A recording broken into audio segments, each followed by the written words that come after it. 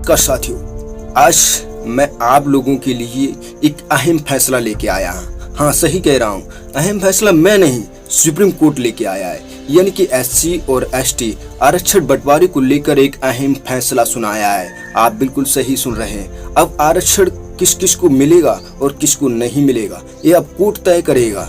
पहले जो है बाबा साहब ने आपको आरक्षण दिया था, अब फिर से एक बार ये फैसला सुनाते हुए कि अब एससी और एसटी आरक्षण में अब बंटवारा होगा।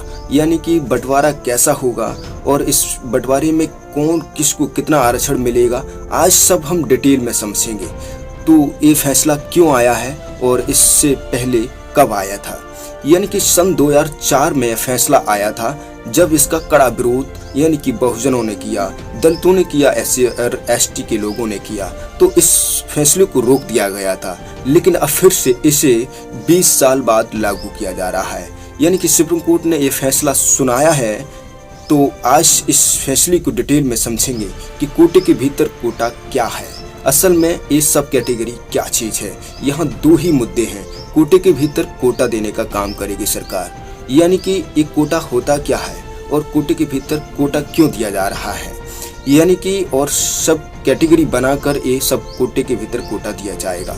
यानी कि कोटा जो होता है वो एक आरक्षण है और आरक्षण के भीतर भी आरक्षण दिया जाएगा। यानी कि आपको पहले 100 आम दिए जाते थे मान लीजिए, और उन्हीं आमों को आप एससी और एसटी के समूह में बांट रहे हैं। और फिर एक चालाक और चतुर व्यक्ति आते हैं जिन्हें हम जज कहते हैं। फिर वे लोगों के बीच और जो है सब कैटेगरी बनाते हैं, यानी कि उप श्रेणी बनाते हैं और जातियां निकालते हैं कि कौन नीचे है, कौन मध्यम वर्गीय है, कौन ऊंचा है। ये सब बनाकर एक कैटेगरी बनाएंगे। पहले एक जातियां बनाएंगे जिसमें कौन किसको कितने नीचे रखा जाएगा, कौन किसको मध्यम वर्गीय रखा जाएगा, कौन किसको ऊंचा रखा जाएगा। इस सब कैटेगरी बनाकर ये फिर जो है कोटे के भीतर कोटा देने का काम करेगा। यानी कि आज जो आपको 100% आरक्षण एससी और एसटी के लोगों को मिलता था, अब उसमें भी यानी कि बाल में खाल खींचने जैसा काम करेगी ये सरकार। यानी कि सुप्रीम कोर्ट ने इस प्रकार ये फैसला सुनाया है। तो इस फैसले से आपका क्या नुकसान हुआ, क्या फायदा हुआ। यानी कि जो जातियां हैं वो उन्नति कर पाई हैं, उन्हें अब ये आरक्षण व्यवस्था नहीं दी जाएगी, और जो अभी उन्नति करने से लाभ से वंचित रह गई हैं उन्हें ये लाभ व्यवस्था की जाएगी। यानी कि मैं तो उन लोगों की आपके सामने डिटेल्स लेके आया हूँ।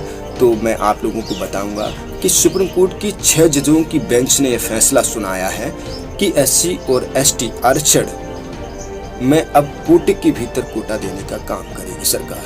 यानी कि सुप्रीम कोर्ट एससी और एसटी में सब कैटेगरी बनाने का भी अधिकार है। यानी कि क्या है, आज इसे डिटेल में समझते हैं। अदालत के इस फैसले के बाद अब तय हो गया है कि राज्य सरकारें अनुसूचित जाति और अनुसूचित जनजाति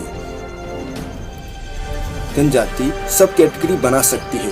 तो चलिए जानते हैं ये कोटे के भीतर कोटा क्या है और सब कैटेगरी क्या है। जिन जजों ने फैसला सुनाया है, पहले इन जजों के नाम सुन लीजिएगा, ये किस कैटेगरी से आते हैं।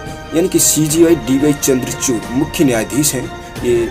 वहीं justice BR Gavai, justice Vikram Nath, justice Bela M Trivedi, justice Pankaj Mittal, justice Manoj Mishra, justice Santosh Chandra Sharma bench ने फैसला सुनाया है। बता दें कि यह फैसला 2004 में आया था, अब इसे 20 साल बाद फिर से पलटवार किया गया है। तो आप लोग देख सकते हैं कि किस तरह ये फैसला इन लोग जज अपनी जातिवादी मानसिकता दोहराते हुए फिर से वही लागू करने जा रहे हैं। हालांकि इस फैसले से सुप्रीम कोर्ट की जज बेला त्रिवेदी ने असहमति जताई है और मुख्य न्यायाधीश का कहना है कि कोटे के भीतर कोटा देना गुणवत्ता के विरुद्ध नहीं है। एससी और एसटी वर्ग के जो लोग हैं वह सिस्टम के भेदभाव के कारण प्रगतिशील पर आगे नहीं बढ़ पाते हैं और अन्य जजों के यही विचार मिलते हैं जिस तरह मुख्य न्यायाधीश के मिलते हैं। क्या होता है कोटे के भीतर कोटा, फिर समझते हैं। कोटे के भीतर कोटे का मतलब होता है आरक्षण के पहले जो आवंटित प्रतिशत जो आरक्षण दिया जाता था उसमें यानी कि आरक्षण जो व्यवस्था लागू थी, जैसे एक समूह को मान लीजिए 10 आम बांटे जा रहे हैं और उसमें भी अलग अलग समूह बनाकर जो है कौन ज़्यादा भूखा है और कौन कम भूखा है, कौन और ज़्यादा भूखा है, इस प्रकार ये तय करेंगे कि ये अलग अलग कैटेगरी बांट कर या फिर से 10 आमों को जो पहले से मिलते थे इनमें भी अब उसी के हिस्से में काट काट कर बताए जाएंगे कौन किसके हिस्से में कितना आरक्षण मिलेगा, कौन किसके हिस्से में कितना आम मिलेगा। तो उन्हीं 10 लोगों में बांटे जाएंगे। यह मुख्य रूप से सुनिश्चित करने के लिए किया जाता है जैसे कि आरक्षण का लाभ समाज के सबसे पिछड़े और जरूरतमंद समूह तक पहुंच सके। आरक्षण प्रणाली के तहत लाभ से जो वंचित रह गए हैं उन्हें ये लाभ मिलना चाहिए। इस प्रकार की ये व्यवस्थाएं तय की जा रही हैं। तो इस प्रकार आरक्षण के बड़े समूह के भीतर छोटे कमजोर वर्गों को अधिकार सुनिश्चित करना है ताकि वे आरक्षण का लाभ उठा सकें। इस प्रकार की व्यवस्थाएं तय की जा रही हैं। आरक्षण का उद्देश्य सामाजिक और शैक्षणिक रूप से पिछड़े वर्गों का अवसर प्रदान करना है। अक्सर बड़े समूह के भीतर कुछ समूह ज्यादा लाभ उठा लेते हैं और जिससे अन्य लोग लाभ से वंचित रह जाते हैं। जिस तरह ओबीसी आरक्षण में विभाजन किया गया है, आपको बता दें कि ओबीसी आरक्षण में विभाजन किया गया है। ओबीसी आरक्षण में कैसा विभाजन है ये हम आपको आगे ही बताएंगे कि कई राज्यों में ओबीसी अन्य पिछड़ा वर्ग आरक्षण को ज्यादा पिछड़े और कम पिछड़े समूहों में बांटा गया है। यानी कि कौन जो है ज्यादा पिछड़ा हुआ है, कौन कम पिछड़ा हुआ है, इस प्रकार जो है इन समूह को अलग अलग विभाजन किया गया है। ठीक उसी प्रकार ये एससी और एसटी बंटवारे में ये आरक्षण की इस व्यवस्था को लोग विभाजनकारी मानते हैं और ये तर्क देते हैं कि समुदायों के बीच जातिवाद ऊंच नीच का विवाद बढ़ सकता है। कुछ लोगों का ये मानना है। सब कैटेगरी क्या है और रिजर्वेशन क्यों जरूरी है, असल मुद्दा यही है। समझने का बात यह है कि ये मुद्दा बहुत ही अहम है कि कोटे के भीतर कोटा देने का पहले इन्हें जातियों में बांटा जाएगा। यानी कि आपको बता दें कि जातियों में किस प्रकार बांटेंगे। एससी और एसटी में जो अन्य प्रकार की जातियां आती हैं उनमें भी कुछ कमजोर, कुछ मध्यम, कुछ हाई लेवल की जातियां जो है उभर रही हैं। तो कुछ लोगों को यानी कि ये जातियां बांटी जाएंगी कि कौन नीचे रह गया है, कौन कमजोर रह गया है, जो है इनका एक अलग नाम दिया जाएगा और फिर इसी प्रकार इनको ज़्यादा लाभ दिया जाएगा यानी कि आरक्षण दिया जाएगा और जो मध्यम वर्गीय हैं उनको थोड़ा कम दिया जाएगा और जो हाई लेवल के हैं उन्हें थोड़ा और कम दिया जाएगा। इस प्रकार ये 100% पहले मिल रहे आरक्षण में ही इसका जो है बंटवारा किया जाएगा। तो आपको बता दें कि देने का जो काम सरकार करने जा रही है आरक्षण जैसी व्यवस्था, जिससे समाज में ऊंच नीच की भावना पैदा करेगी। साफ है कि मनुस्मृति जैसा ये फिर से एक बार दोहराने जा रहे हैं, व्यवहार किया जा रहा है। जैसे पहले मनुस्मृति में किया जाता था कि मैला कौन ढोएगा, सेवा पानी कौन करेगा, गाय भैंस कौन चराएगा, जूता चप्पल कौन गांठेगा, इस प्रकार की एक बड़ी व्यवस्था बनाई थी मनुस्मृति ने। लेकिन उनको समझ थी तो उस हिसाब से उन्होंने बनाई थी, लेकिन इसका भविष्य में इसका गलत परिणाम देखने के लिए मिल रहा है।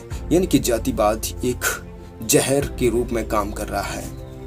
इसी प्रकार ये व्यवस्थाएं यानी कि 6 जजों की बेंच ने ये व्यवस्था बनाई है कि फिर से ये हमको यानी कि एक फूल है एससी और एसटी जो 4 यानी कि कलियों में बांटने का काम करने जा रहे हैं। तो यानी कि कौन कली कमजोर है, कौन कली बीच की है, कौन कली जो है अच्छी ज़्यादा अच्छी है, इस प्रकार एक कलियों में जो है बंटवारा करेंगे और फिर तय करेंगे कि इन्हें कितना कितना आरक्षण दिया जाएगा। इस प्रकार की ये व्यवस्थाएं बना रहे हैं। मैं कहूँगा कि इन्होंने थोड़ा अपना काम करने का तरीका बदल लिया है। मानसिकता वही है मनुस्मृति जैसी। तो इस पर आपका क्या विचार है, आप ज़रूर जो है यहाँ कमेंट कर या इस वीडियो को ज़्यादा से ज़्यादा लोगों में शेयर कर लोगों तक ये खबर पहुँचाएँ।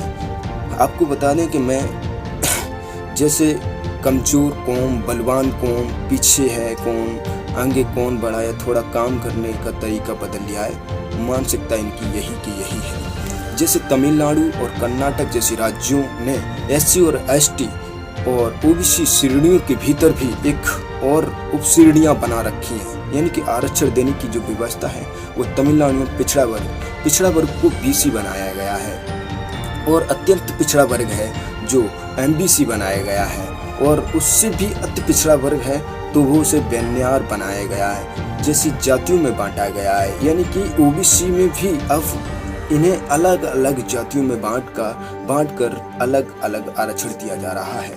किसी को ज़्यादा नीचा दिखाया गया है तो किसी को ज़्यादा ऊंचा दिखाया गया है, तो किसी को मध्यम वर्गीय दिखाया गया। यह जातिवादी एक बार मनुस्मृति ने दोहराई थी, फिर यही जातिवादी मनुस्मृति को फिर से यानी कि जातिवादी जजों ने यह फैसला सुनाया है जो बहुत ही गलत है। हालांकि में इन्होंने कैसे भी विचार कर यह जो है फैसला सुनाया है कि इससे कमजोर जो है उपश्रेणी के लोग हैं उन्हें लाभ मिलना चाहिए। लाभ तो अभी भी मिल रहा है फिलहाल, लेकिन अब इन्होंने अलग अलग और विभाजन किया कि सबसे कमजोर कौन है और बीच का कौन है, हाई लेवल का कौन है। इस प्रकार का जातिवाद एक सब कैटेगरी बनाएंगे, यानी कि अलग अलग श्रेणी बनाएंगे जिसमें भी ये आरक्षण दिया जाएगा। यानी कि 100% आरक्षण जैसे पहले एससी और एसटी के लोगों को मिलता था, अब ये तय करेंगे कि उसी 100% आरक्षण में से जो कमजोर वर्ग के लोग हैं उन्हें ज़्यादा आरक्षण दिया जाएगा और जो मध्यम वर्ग के लोग हैं उन्हें थोड़ा कम दिया जाएगा और जो हाई लेवल के हैं उन्हें थोड़ा और कम दिया जाएगा। इस प्रकार की ये तय करेंगे, यानी सुप्रीम कोर्ट ने ऐसा फैसला सुनाया। इससे पहले इन्हें एक कैटेगरी तैयार करनी पड़ती है, यानी कि उप श्रेणियाँ बनाएंगे। जिस तरह एक धर्म होता है, फिर मजहब होता है, फिर पंथ होता है, इस प्रकार की ये सब बना रहे हैं, तो ये सब नीचे दिखाने का काम कर रहे हैं। तो मैं इतना ही कहूँगा कि इस देश में जातिवाद एक बहुत बड़ा जहर है और इसको जो है ख़त्म करने के बजाय सरकार और इसे यानी कि सुप्रीम कोर्ट न्याय करने के बजाय अन्याय कर रही है, क्योंकि जातिवाद एक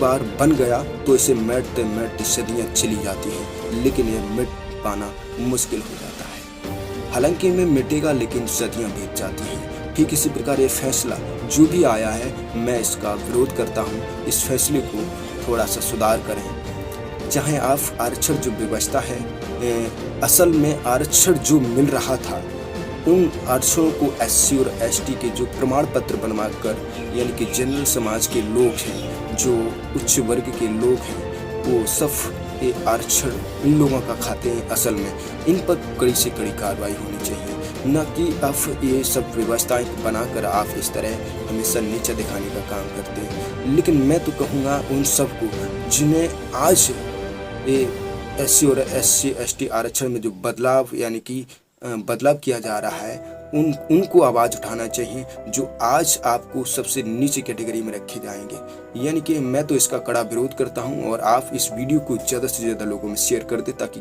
पता चले कि ये जो व्यवस्था बनाई जा रही है सब कैटेगरी यानी कि क्रीमी लेयर जैसा सिस्टम बनाया जा रहा है, इसको जो ख़त्म करना चाहिए। धन्यवाद। जय भीम, जय भारत। डॉक्टर बाबा साहब अम्बेडकर ने जिस प्रकार ये आरक्षण व्यवस्था बनाई वो उसको और ज़्यादा जो है कमज़ोर कर उस पर ऐसा एक्शन लिया जो एक जातिवादी जहर के रूप में उभरेगा। आगे भविष्य को देखते हुए हमेशा कोई काम करना चाहिए कि इसका गलत परिणाम भविष्य में देखने को ना मिले, क्योंकि देखने से मिलता है तो पता चलता है कि देश नर्क की ओर जा रहा है। और जब हमें इस नर्क से बचना है तो आज ही और अभी इस फैसले का जो है रुख बदल देना चाहिए, विचार बदल देना चाहिए और ज़्यादा अच्छा सोचकर कुछ और अहम फैसला लेके आना चाहिए सरकार को। धन्यवाद। इतना ही कहूँगा मैं। जय भीम, जय भारत।